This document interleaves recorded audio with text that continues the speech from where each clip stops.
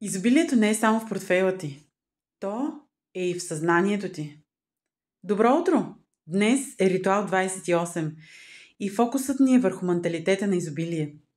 Започваме с 10 000 лева, които днес ще изхарчите в тетрадките си за различни цели, но не повтаряйте вчерашните или предишните разходи, за да поддържате потока на изобилие и правилната енергия на парите.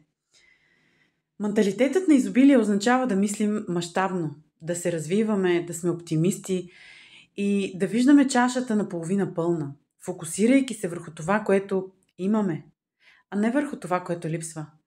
Ако усещате, че правите тези неща, значи сте с менталитет на изобилие. Не забравяйте да се питате: имам ли менталитет на изобилие? Дали съм щедър, буден за новото и смел в действията си? Утвърждението за всяка сутрин: аз мога да си позволя всичко, което пожелая. Аз съм изобилен, имам достатъчно пари, за да си купя каквото поискам. Аз заслужавам изобилие. Сега и завинаги. Оставете в коментар аз знам какво е изобилие и за да не пропускате следващите ритуали за изобилие, ме последвайте.